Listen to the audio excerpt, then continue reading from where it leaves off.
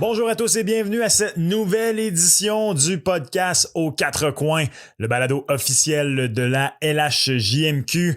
On est à quelques jours à peine du début des séries éliminatoires. Ça débute avec un seul match jeudi soir entre le Phoenix de Sherbrooke et l'Armada à Boisbriand. Et toutes les autres séries se mettent en branle le 28. On va parler de chacune d'entre elles avec Alexandre Régimbal. Et en entrevue un peu plus tard à l'émission, lui, il sait déjà que son équipe va être du tournoi de la Coupe Memorial, mais comment va-t-il préparer cette formation à se rendre non seulement le plus loin possible en série de la LHJMQ, mais qui sait, peut-être gagner les grands honneurs.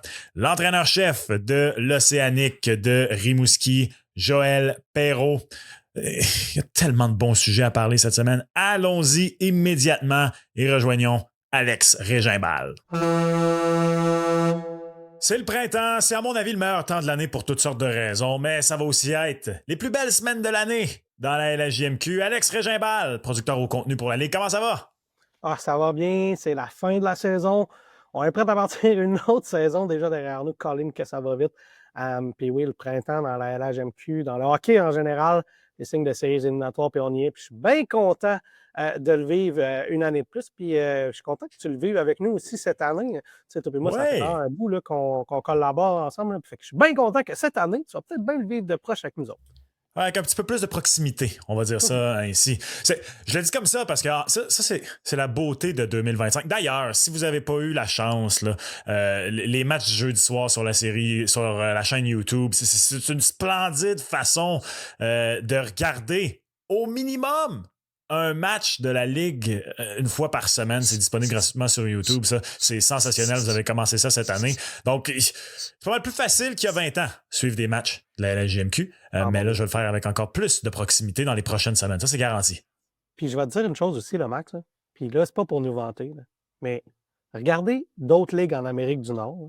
Les broadcasts de la LHJMQ, bien franchement, là, à part la Ligue nationale, c'est pas mal les meilleurs en Amérique du Nord. Là. Puis là, j'inclus la Ligue américaine, certains broadcasts de la Ligue américaine, d'autres ligues. Là, fait que honnêtement, je trouve que c'est pas gênant qu'est-ce qu'on fait, puis c'est pas gênant qu'est-ce qu'on a à offrir comme produit. Fait que ouais, en plus, quand c'est un match gratuit, profitez-en. Ça, je vous conseille fortement. On a des belles séries de premier tour à parler, mais d'abord, revenons sur quelques petits trucs de saison régulière. Et d'abord, un peu plus tard à l'émission, je vais m'entretenir avec le pilote de l'Océanique de Rimouski, Joël Perreault. Et Joël Perreault qui a gagné en 2003 le titre de meilleur pointeur de la Ligue. Ben là, un de ses joueurs, Fauchon, acquis en milieu de saison, Jonathan Fauchon de l'Armada de Blainville-Boisbriand vient aussi d'être nommé meilleur pointeur de la Ligue. Quelle acquisition pour l'Océanique en vue là, de ce qui devrait être, on le souhaite pour l'équipe, un beau parcours éliminatoire. Ouais, ben, on verra bien ce qui va arriver avec le Sonic de Rimouski. Ils ont beaucoup de pression sur les épaules, mais tu parlais de Fauchon, c'est vraiment une belle histoire, Jonathan Fauchon. De un, c'est pas un gars qui est très extraverti, c'est pas un gars qui parle beaucoup, qui jase beaucoup, du moins à la connaissance que j'ai là, dans le vestiaire, je sais pas exactement comment il est.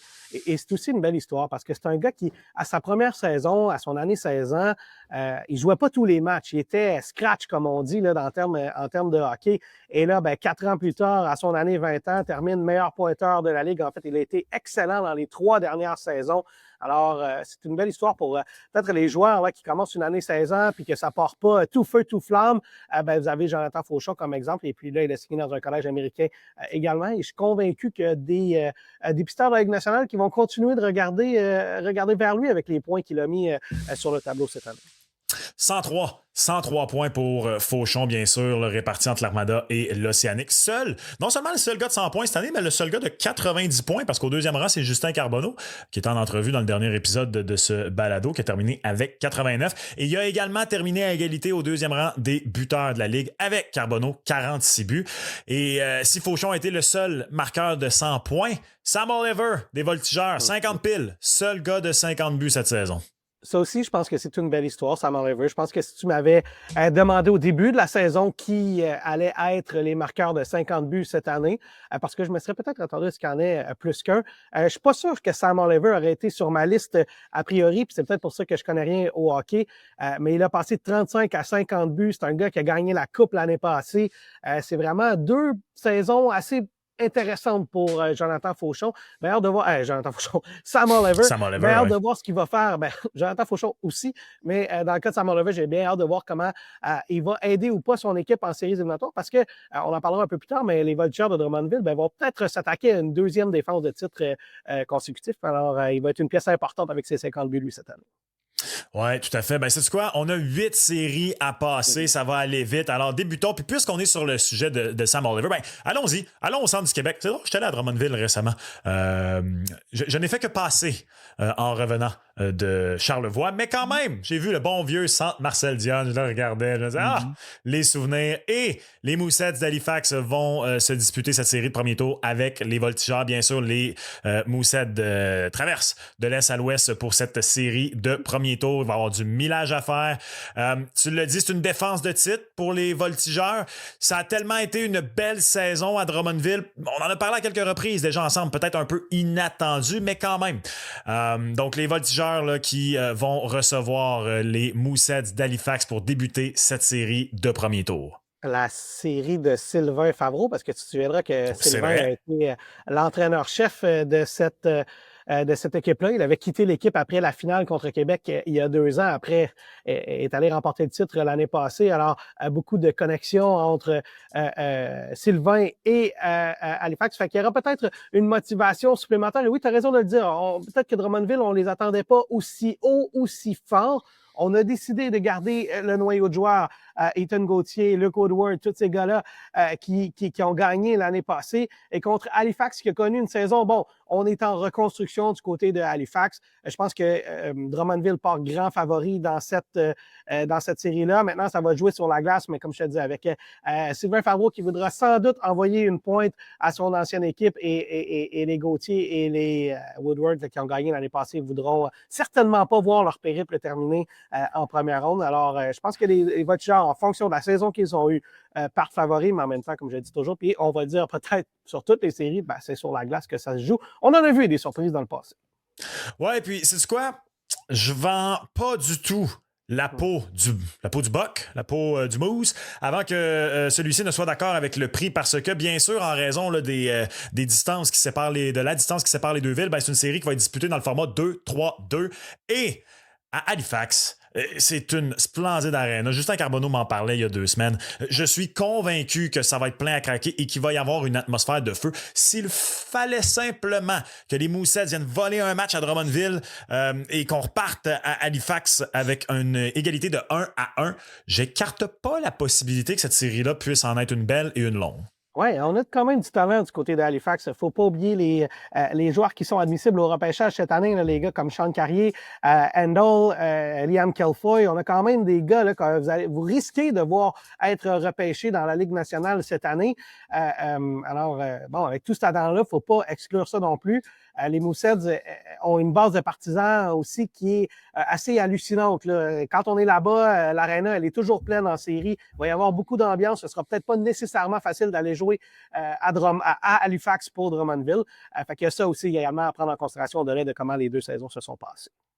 Rouyn-Noranda contre Gatineau. Ça aussi, c'est une série que j'ai hâte de voir entre les représentants, bien sûr, de l'Outaouais et de l'Abitibi-Témiscamingue.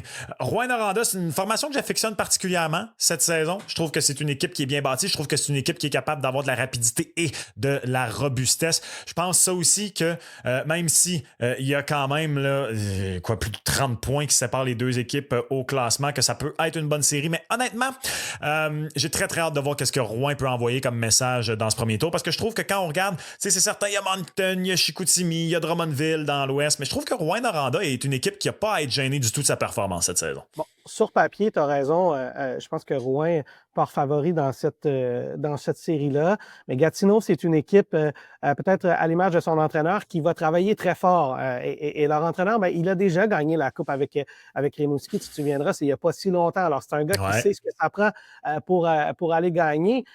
Et là, ben, en série, il y a toutes sortes de choses qui peuvent se passer. On parlait de la base de partisans. Ben, à Gatineau, dans un aréna neuf, où les gens sont encore particulièrement contents de voir leur équipe performer dans un des plus beaux buildings de la région, de la région, même de la province, je dirais. Je pense que ça va être intéressant. Maintenant, il y a beaucoup de talent du côté de Rouen. Tu recevais Justin Carbonneau qui te parlait de Bill Zonin, un des joueurs peut-être les plus sous-estimés, peut-être un gars qui va être repêché en première ronde cette année. Tu as Antonin Véro qui a dominé la Ligue les 2 dernières saisons, ramasse des points à profusion. On a beaucoup de talent quand même du côté de Rouen et aussi avec un entraîneur, Steve Hartley, qui, dans ses années à Drummond, je trouvais qu'il faisait des miracles avec une équipe qui était des fois ordinaire. Alors, c'est un gars qui va bien préparer son équipe, qui va bien coacher son équipe. Alors, deux situations de coaching intéressantes du côté de Rouen et de Gatineau. Ça va jouer sur la glace encore une fois, mais peut-être que ça va être une série plus longue que ce que les gens peuvent penser de ce côté-là. Si on regarde Shawinigan et Val-d'Or, ce que j'ai hâte de voir, c'est que Val-d'Or n'a pas du tout à rougir de sa performance offensive cette saison. C'est 6e pour les buts marqués dans toute la LHJMQ, mais Shawinigan est une bonne équipe défensive. Au contraire, c'est une des quelques équipes qui a donné moins de 200 buts cette saison. Donc, j'ai hâte de voir comment la défense de Shawinigan va être en mesure de composer avec l'attaque des Foreurs. Encore une fois, sur papier, Shawinigan part favori avec tout près d'une vingtaine de points de plus au classement que les Foreurs, même que Shawinigan a terminé avec plus de points que Rouen. Mais bien sûr, Rouen a eu l'avantage là, au classement en raison du classement de division. Mais donc, cette confrontation-là, j'ai hâte de la voir, surtout que Shawinigan a conclu la saison sur une excellente séquence. Aucune défaite à la régulière pour Shawinigan à nos 13 dernières rencontres de saison régulière. Ouais, c'est une équipe qui a bien fini la saison. Et Dan Renaud, lui aussi, on parlait des entraîneurs que ça prend, qui sait ce que ça prend pour gagner. Mais dans le cas de Daniel Renaud, il a gagné la Coupe il y a quelques années à peine avec ces mêmes Cataractes de Shawinigan. D'ailleurs, il y a des joueurs qui sont encore là de l'équipe gagnante.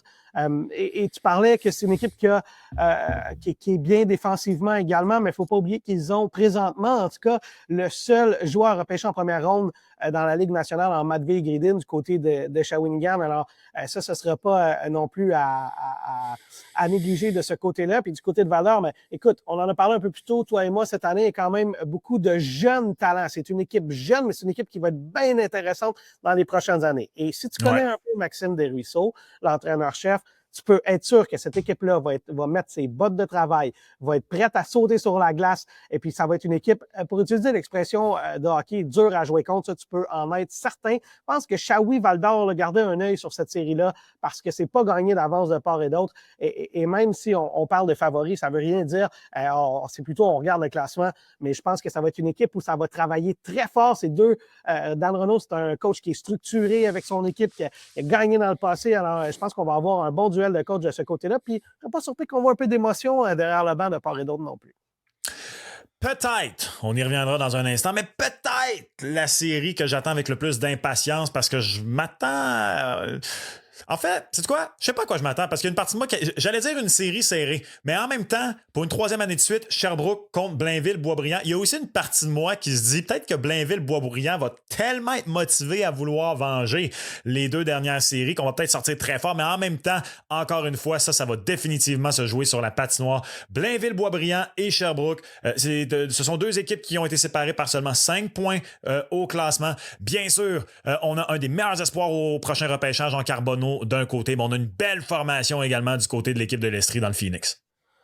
Encore une fois, il y a des éléments intéressants dans cette équipe-là et tu remarqueras du côté de Sherbrooke que j'ai parlé souvent des entraîneurs, mais du côté de Sherbrooke, on a un entraîneur qui était avec Équipe Canada l'année passée, qui a déjà gagné la Coupe avec Rouen il y a quelques années. Alors, lui aussi, c'est un entraîneur qui a beaucoup d'expérience et qui, à mon avis, a magnifiquement bien fait cette année avec le Phoenix de Sherbrooke. Alors, c'est une équipe qui va être réparée. Et comme tu le disais, oui, le Phoenix de Sherbrooke est la bête noire de l'Armada en séries éliminatoires. On n'a pas été capable de passer à travers au courant des dernières années. Et là, ça s'en vient récurrent. Alors, est-ce que ce sera l'année où l'Armada met son pied à terre avec beaucoup de talent, une bonne saison, même je dirais peut-être une saison au-delà des attentes dans le cas de l'Armada? Oui, ça va être une série serrée jusqu'à il y a quelques jours ou quelques semaines, là, disons quelques jours, c'était pas clair qui allait gagner, qui allait avoir l'avantage de la glace entre les deux.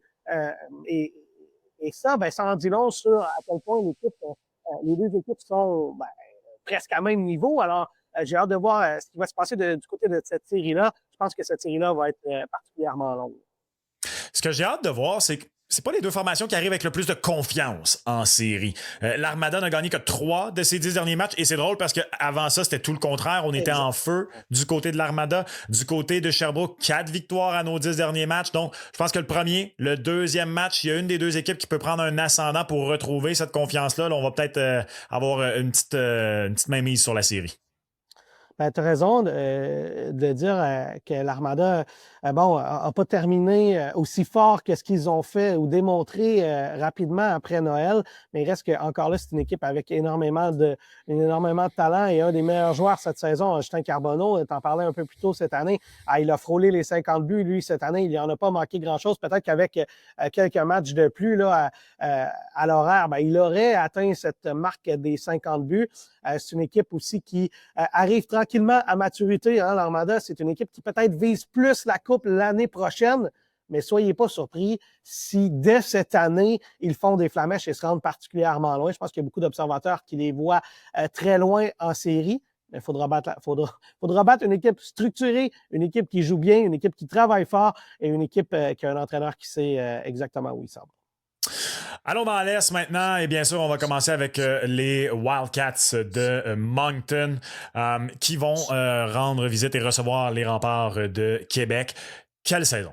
Quelle saison pour les Wildcats de Moncton. On a conclu sur une séquence de 15 victoires. 294 buts pour, c'est au premier rang de la Ligue. 144 buts contre, c'est au premier rang de la Ligue. On a dominé de toutes les façons du côté des Wildcats cette année. C'est une belle formation qui a des vétérans, qui a Caleb Desnoyers, le plus bel espoir au prochain repêchage de la LHJMQ. Ça va être difficile pour les Remparts de Québec. Bien sûr, est-ce que nos matchs à domicile avec peut-être une des meilleures foules de toute la LHJMQ, du moins le plus gros amphithéâtre, qui pourrait peut-être aider les Remparts à causer quelques surprises ici et là, mais les Wildcats, dans notre tête, ça va être ce qui est le début de ce qu'on veut qu'il soit un beau parcours éliminatoire. C'est l'équipe à battre. Je pense que je vais surprendre personne en disant ça. Tu as fait un peu le profil de cette équipe-là. Il ne faut pas oublier que leur entraîneur-chef, Gardner McDougall, et son fils qui est le directeur général, ont tout gagné dans les dernières années. Là. C'est un entraîneur légendaire, Gardner McDougall.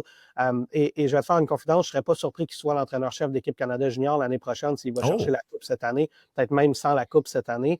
C'est un gars qui a gagné la Coupe Memorial avec Saint John alors qu'il est arrivé comme un cheveu sur la soupe et tu connais un peu son parcours dans les rangs universitaires. Il n'a pas non seulement tout gagné, il a tout détruit sur son passage, Gardner McDougall. Et je sais que du côté des Wildcats de Moncton, on a travaillé très, très fort pour l'amener cette année au point où il a accepté parce que je ne suis pas sûr qu'au départ, il voulait tant que ça s'en venir. Il était bien chez lui avec sa famille. Là.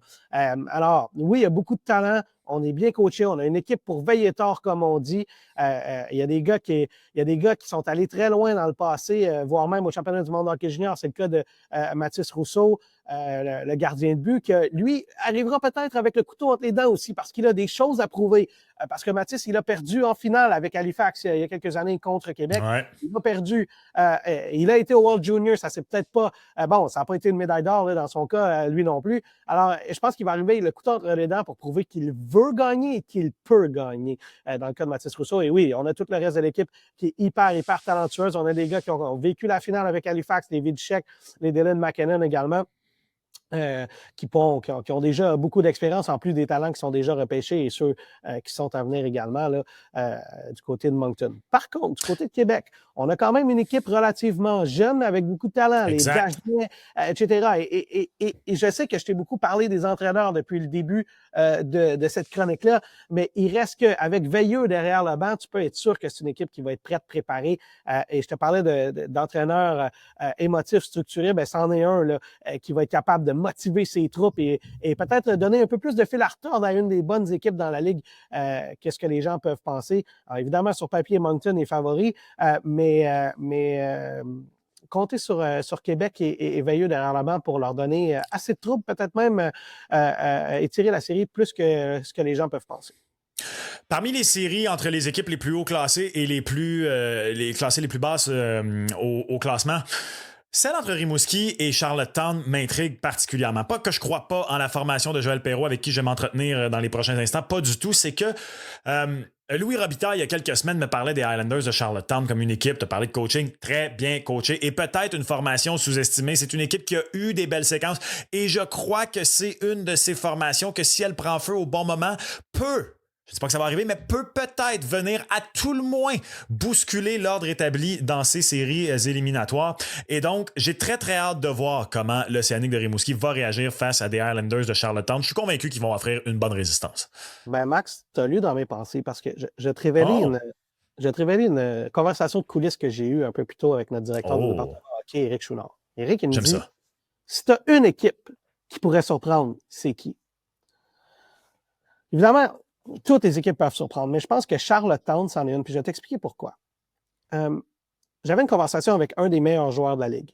Je ne te révélerai pas qui parce que je ne vais pas demander son opinion à savoir si je peux le révéler, mais un des excellents joueurs de la Ligue. Il est dans le top des marqueurs, peut te le garantir. Bon. Il m'a dit, moi, il y a une équipe qui me fait peur, c'est Charlottetown. C'est une équipe qui est agressive, qui est fatigante à jouer.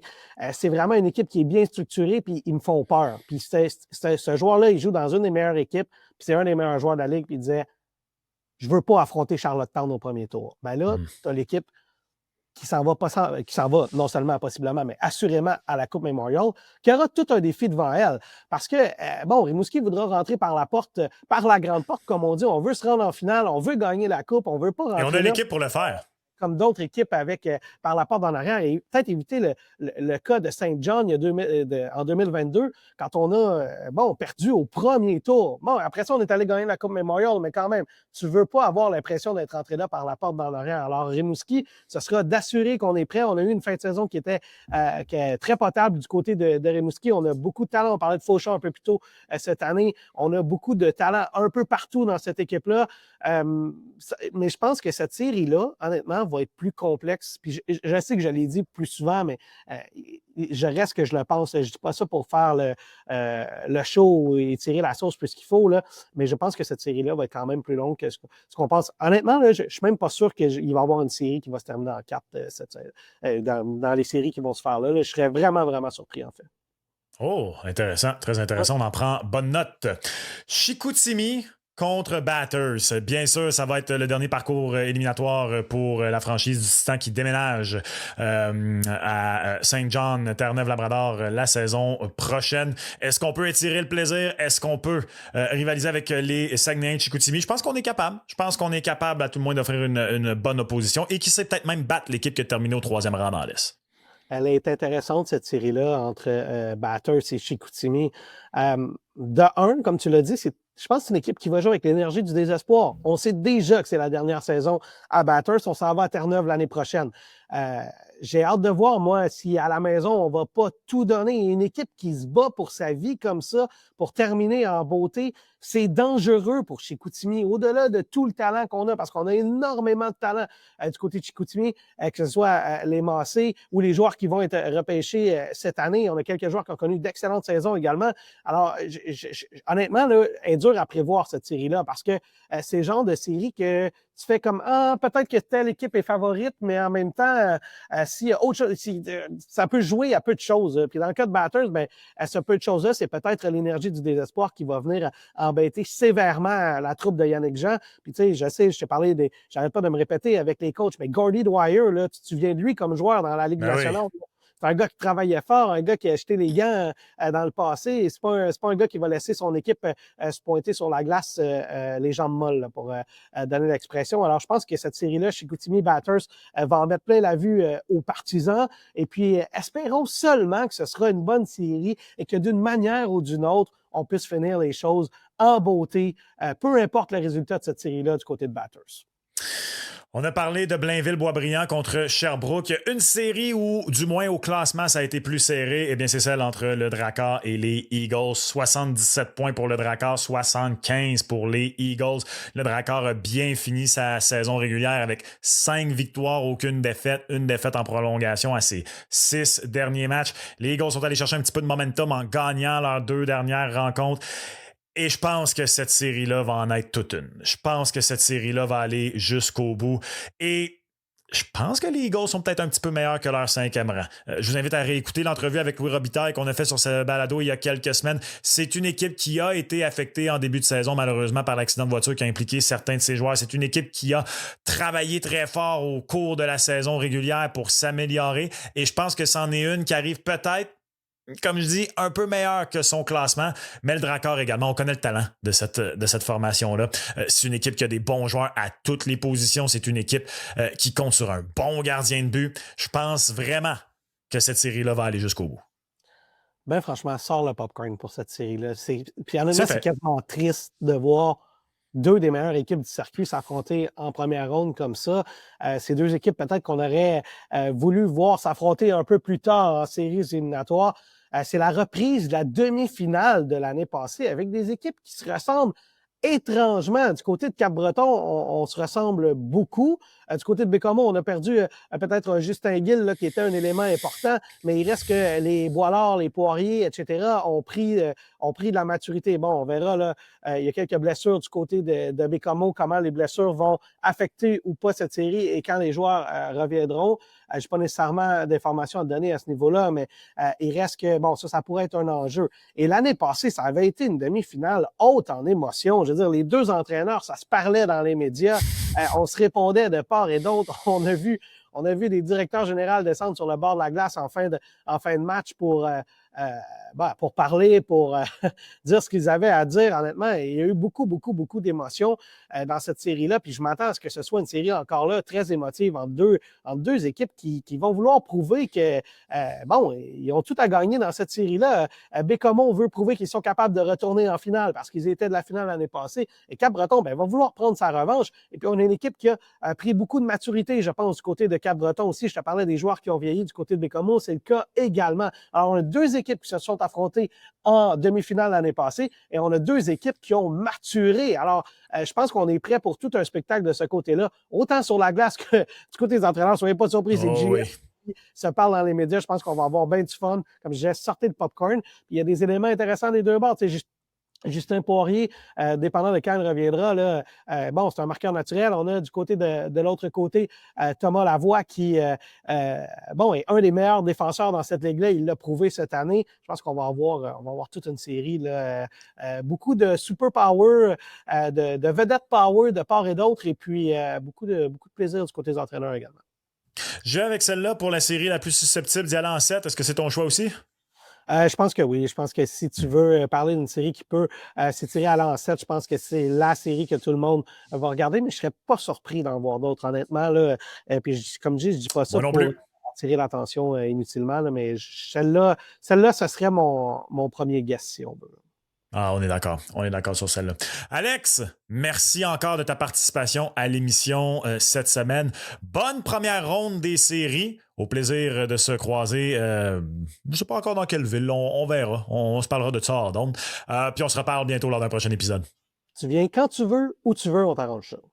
Oui, monsieur. Salut, Alex. Ciao.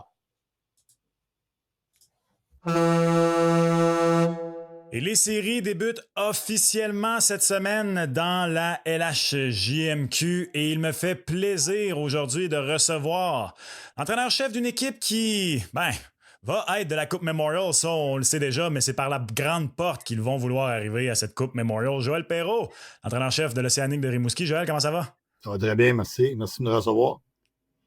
Écoute, Joël, je suis curieux, je viens de le dire, et c'est ta deuxième saison à titre d'entraîneur-chef dans la LHJMQ. Tu arrives des Vikings dans le M18 3A. Et là, déjà, cette participation à la Coupe Memorial via le fait que vous êtes l'équipe hôtesse, je suis curieux, comme entraîneur-chef, comment ça joue sur comment tu vas préparer tes joueurs pour le parcours, pour quand même les garder concentrés sur le premier objectif qui est quand même d'être champion de la Ligue en séries éliminatoires?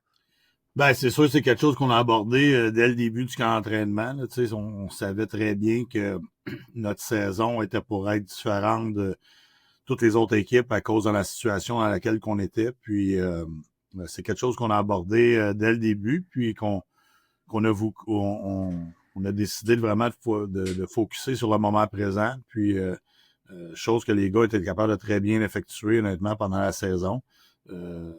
faut continuer à le faire en séries éliminatoires. On sait qu'on a une très bonne équipe sur papier, qu'on est capable de rivaliser contre les meilleures équipes de notre ligue. Puis, comme tu l'as mentionné, on veut rentrer par la porte d'en avant. Fait que pour nous, c'est de continuer à faire ce qu'on a fait tout au long de la saison, puis d'essayer d'éviter toutes les distractions là, qu'on peut entendre des fois par rapport à justement qui viennent avec le fait d'être l'équipe haute. Mais c'est une chance qu'on a de pouvoir représenter notre ligue à la Coupe Memorial chez nous, dans une ville comme Rimouski, qui est vraiment la ville est vraiment là fébrile par rapport à tout ça. Mais pour nous, là, c'est ça, c'est d'essayer de stopper tout le bruit extérieur. Puis c'est des choses que les joueurs étaient très, très bons à faire pendant la saison.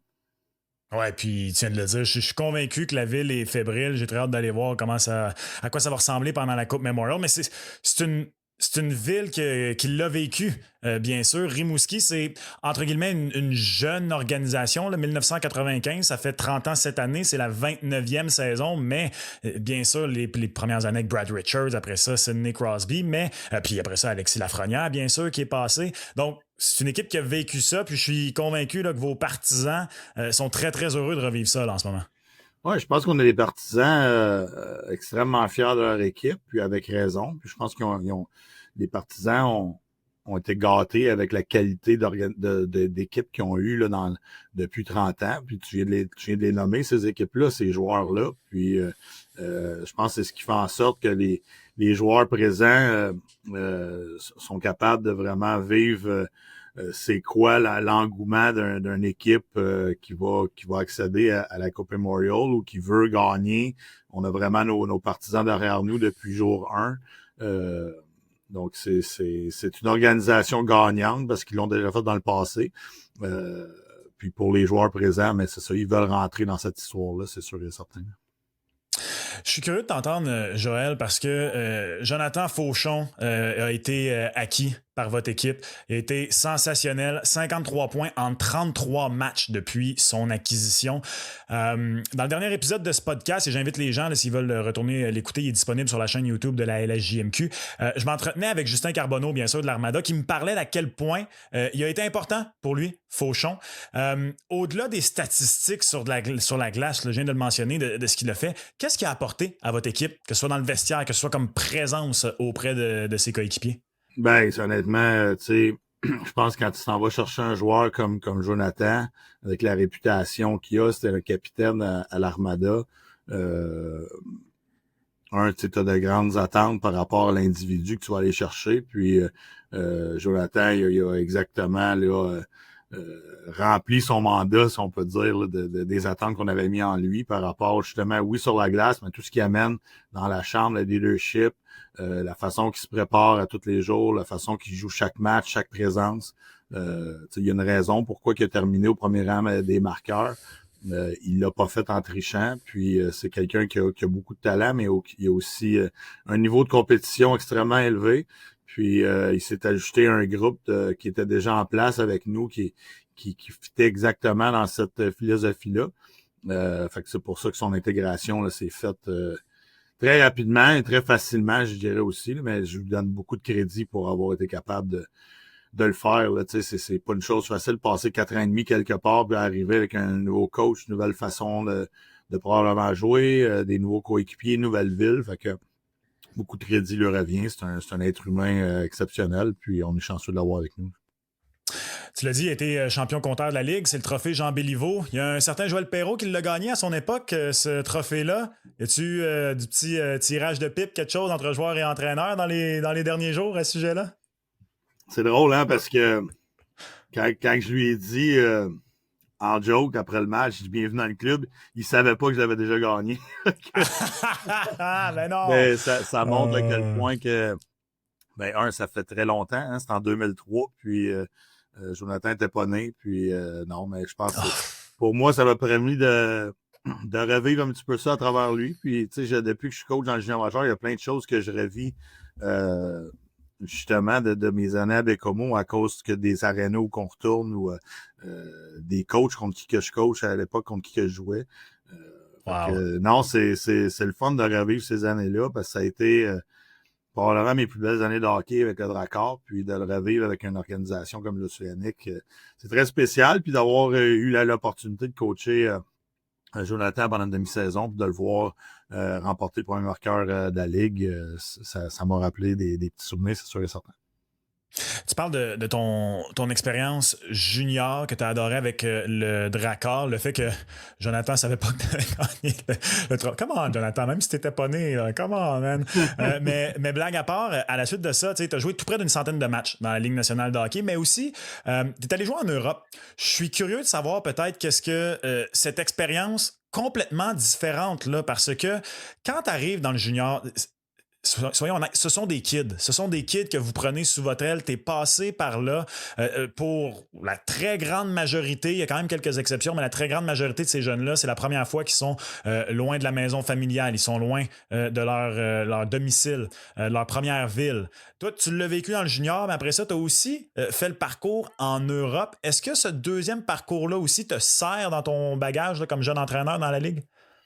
Ouais, je pense que chaque petite chose que j'ai vécue en tant que joueur m'aide maintenant en tant qu'entraîneur, c'est sûr et certain. Le fait d'avoir été justement à leur place il y a déjà plus de 20 ans, je peux facilement comprendre comment ils peuvent se sentir par moment.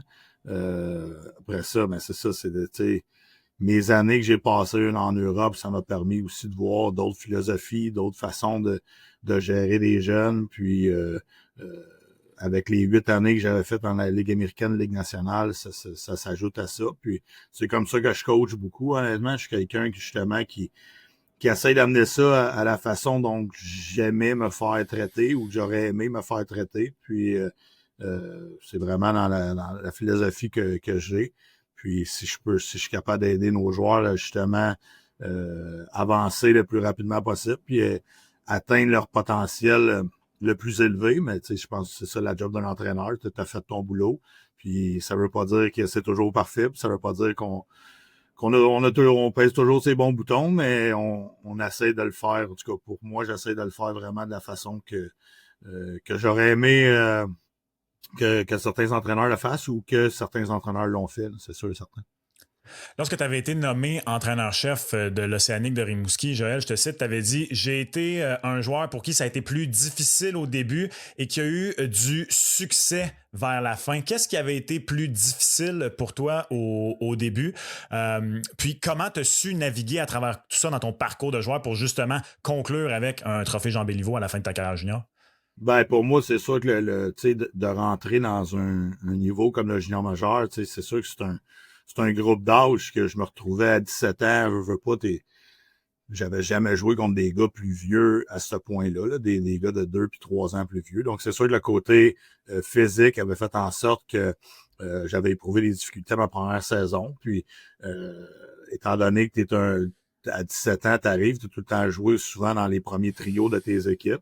C'est quelque chose que j'avais eu la difficulté à non seulement gérer, mais aussi accepter. Puis, ça avait fait en sorte qu'il y a des moments que c'était pas facile, tu joues pas beaucoup, puis avec raison aussi que tu joues pas beaucoup, parce que t'as des joueurs qui sont plus expérimentés, qui sont plus avancés que toi à ce moment-là de ta carrière. Puis, mais ça m'avait fait beaucoup grandir, puis j'avais appris énormément à travers de ça. Puis, tu sais, physiquement, avec les deux années suivantes, mais j'avais commencé à justement être plus prêt à jouer à ce niveau-là. Puis, rendu à 19 ans, mais au lieu de jouer contre des plus vieux, c'est toi qui joues contre des plus jeunes. Donc, ou des gars de ton âge, comme de raison, mais c'est quelque chose que j'avais une belle progression dans mon parcours junior. Ça avait fait en sorte que ma dernière année avec l'équipe qu'on avait, puis tout le talent qu'on avait, j'ai souvent répété, là, quand tu gagnes un championnat des marqueurs ou que tu as du succès individuel, c'est souvent avec l'entourage que tu as avec toi aussi. Puis avec Bécomo, on avait une excellente équipe qui marquait beaucoup de buts, fait qu'on en a tous profité un petit peu. Là. Je veux qu'on revienne sur votre saison, Joël. William Lasselle. J'étais un énorme fan de gardien de but. J'étais gardien de but à des bons niveaux quand j'étais jeune, mais c'est ma passion observer les gardiens et William me fascine. On est à une époque où les équipes de la Ligue nationale de hockey, règle générale, on dit souvent qu'en bas de 6 pieds 2, ils ne te regardent même pas entre les poteaux. William est dans un standard d'être humain normaux, pas un petit bonhomme, mais en standard de gardien de but moderne, c'est pas le plus gros des bonhommes. Moi, il me fait penser un petit peu que ce soit un Jonathan Quick ou en ce moment un Dustin Wolf du côté de Calgary, justement plus petit, plus athlétique, utilise bien ses jambières, bon mouvement. Vous saviez que vous vous en alliez à la Coupe Memorial cette année et vous vous êtes quand même tourné vers une recrue devant le filet. Qu'est-ce qui t'a convaincu chez lui tôt dans la saison pour que vous ayez confiance en lui comme ça? Puis il a bien répondu. Il est le gardien de but là, qui a eu la meilleure moyenne de buts alloués cette saison dans la Ligue. Ben, tu sais, premièrement, moi j'avais côtoyé Will dans mon séjour au midget 3A. J'étais également assistant-entraîneur de l'équipe Québec qui s'en allait aux Jeux du Canada. Puis Will était un de nos gardiens de but, un de nos 2 gardiens de but. Puis j'avais appris à connaître le kid aussi, puis c'est une personne extraordinaire, puis c'est un compétiteur incroyable. Pour moi, le succès qu'il y a eu cette année, tu sais, je veux dire, je veux pas être le gars qui dit je le savais qu'il était capable de faire ça, parce que c'est assez exceptionnel ce qu'il a accompli. Mais pour moi, tu peux gagner avec un gars comme Will, parce que c'est un athlète, c'est un gars qui compétitionne, qui est pas impressionné par peu importe qui est en avant de lui. L'âge, ça reste que c'est juste un chiffre. Puis il l'a toujours fait, Will, à des niveaux où midget 3, il avait 15 ans. Puis on dit 15 ans, mais c'est un 27 décembre. Donc la majorité de la saison, il avait 14 ans. Puis il avait été élu le meilleur gardien de la Ligue à ce moment-là aussi. Puis c'était contre des 16-17 ans. Donc il a toujours joué contre des gars plus vieux que lui.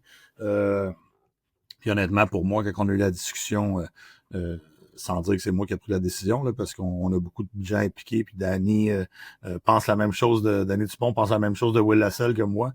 Mais pour moi, c'était un no-brainer que Will est capable de nous amener jusqu'au bout. Puis on a été capable de bien l'entourer. Puis Michael Rioux fait du très bon travail avec lui, notre entraîneur de gardien. C'est un kid qui a encore beaucoup à apprendre parce qu'il est encore jeune. Il vient d'avoir 17 ans au mois de fin décembre, comme je l'ai mentionné tantôt. Puis mais il y a une très belle progression. Il faut continuer à l'encadrer puis à le supporter là-dedans. Pour la série de premier tour, les Highlanders de Charlottetown, c'est une formation, je trouve, qui est excellente. J'irais même un petit peu sous-estimée. Elle est bien coachée. Elle a connu de bons moments à certains moments de la saison cette année. Qu'est-ce que tu penses qui est la force de cette formation-là et qui peut peut-être là, quelque chose qui va vous donner du fil à retordre dans cette série de premier tour? Ben, comme tu l'as dit, c'est une équipe qui est très bien dirigée. Là. Jim Holton, je pense pas qu'il a besoin de présentation encore. Là. Ça fait longtemps qu'il coach, puis il a eu beaucoup de succès en tant qu'entraîneur. Puis honnêtement, ils ont une équipe qui est très structurée, qui joue avec beaucoup d'intensité. Ils ont des très bons patineurs, ils ont des joueurs élites également. Puis ils ont un gardien de but de 20 ans qu'on a affronté l'an dernier en séries éliminatoires quand il était au Cap-Breton. Donc, c'est quelqu'un qui peut gagner des matchs à lui tout seul également. On les a rencontrés 2 fois cette année. Une fois suite à un match à Moncton qui avait été très émotif pour nous à la fin d'un voyage 3-3. C'est un match qui avait été plus difficile pour nous. On s'était bien repris ici, un match à la maison. Mais là, c'est eux qui étaient sur une fin de voyage. Fait que, il y a beaucoup de façons de regarder tout ça. Moi, j'ai confiance que si on joue le hockey, qu'on est capable de jouer, comme j'ai dit tantôt, qu'on peut battre ou rivaliser contre n'importe quelle très bonnes équipes. Mais c'est une équipe qu'on prend certainement pas à la légère, c'est sûr et certain. Il y a beaucoup de talent, puis ils vont arriver extrêmement près. Comme toutes les équipes l'ont fait pendant l'année, ils veulent prouver qu'ils sont capables de battre l'équipe hôtesse de la Coupe Memorial. Puis pour nous, mais il y a ça de positif. On a vécu ça toute la saison, puis c'est de continuer à faire face à ça pendant chaque match de playoff. Parce que je comprends que c'est différent, là, entre guillemets, parce que vous le savez. Vous savez que vous allez à la Coupe Memorial. Mais as-tu déjà dans ta carrière de joueur ou de coach, vécu ça, être sur une équipe autant favori, entre guillemets, parce que, comme je dis, oui, il y a les Wildcats de Moncton, bien sûr, puis il y a d'autres formations comme les Voltigeurs qui sont bons. Il y a des très, très bonnes équipes cette année dans la LHJMQ, mais en sachant que vous avez accès au tournoi final, as-tu déjà vécu ça dans ta carrière, à quelconque moment d'être sur une équipe là, qui avait la cible dans le dos? Puis comment tu gères ça en tant que coach, là, vraiment, de savoir qu'à tous les soirs, les formations, ils veulent vous donner leur meilleur match? Ben exactement comme ça. Non, j'ai jamais vécu parce que j'ai jamais été dans une équipe qui était justement équipe hôtesse d'un tournoi comme ça. Certainement, ma dernière année junior, on avait fini premier au classement général. Ouais. Un peu une saison comme le Walker de Mountain a eu cette année.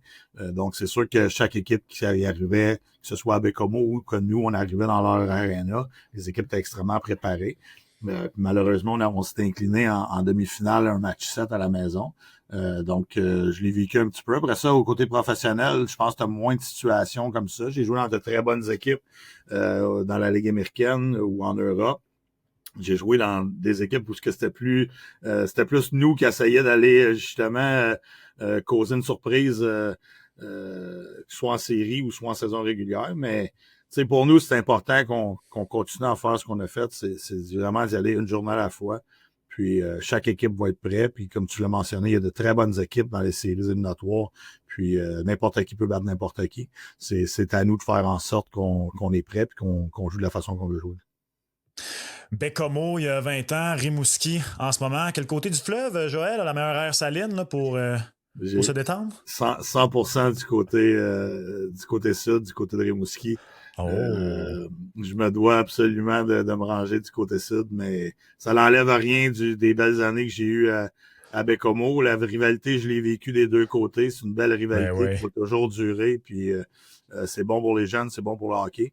Mais il y a 20 ans, j'aurais dit du côté nord, mais maintenant, presque à 42 ans, je suis très heureux ici avec l'Océanique, puis la façon que les gens nous traitent et qui encouragent leur équipe. Ouais. C'est une place merveilleuse là, pour les jeunes pour jouer au hockey. Ouais, c'est deux très, très beaux marchés. De la LHJMQ, Bécomo et Rimouski. Je pense que tu es choyé de vivre les deux à deux moments complètement différents. D'ailleurs, on un petit endroit à Rimouski à recommander là, pour les auditeurs qui vont se rendre, que ce soit en série ou à la Coupe Memorial pour quelques jours, que ce soit une bouffe. Ben là, le beau temps arrive. On a un hiver assez rough, comme on peut dire, mais là, le printemps arrive, ça sent les séries éliminatoires. Je sais qu'il va y avoir beaucoup d'engouement partout dans la ville. Vous allez vous promener sur la petite rue Saint-Germain. Il va y avoir beaucoup de belles petites places là, à aller voir. Puis, il va y avoir des belles activités aussi là, pendant la Coupe Memorial. Puis, comme j'ai dit, depuis jour 1 du camp d'entraînement, on sent vraiment un engouement cette année. Puis ça l'a pas lâché, honnêtement. Puis c'est ce qui fait en sorte qu'on a une belle fiche à la maison. Puis l'important, c'est qu'on continue ça le plus longtemps possible. Joël Perreault, merci énormément. Bonne série, au plaisir de se croiser à la Coupe Memorial, puis un très bon parcours à toi et ton équipe. Merci Max, ça fait plaisir. C'est ce qui va conclure cette édition du balado aux quatre coins. Merci tout le monde d'avoir été des nôtres. Je vous rappelle, si ce n'est pas fait, de vous abonner à la page YouTube de la LHJMQ. Suivez le balado aux quatre coins sur toutes vos bonnes plateformes de balado diffusion. Bonne série! Laissez-nous savoir, je vous le rappelle, en commentaire, à quel match allez-vous vous rendre. Envoyez-nous vos prédictions. Et de toute façon, eh bien, on se reparle dans 2 semaines. À ce moment-là, ça se termine le 8. Ça va être sur le point ou qui sait, peut-être qu'il va rester une série. Ce sera à voir, mais on s'attend à tout un premier tour. Merci d'avoir été des nôtres et on se reparle lors du prochain épisode du balado aux quatre coins. Et tout juste avant, un énorme merci à Raphaël Doucet, Alex Régimbal et Joël Perreault pour la participation à cette émission. À la prochaine tout le monde!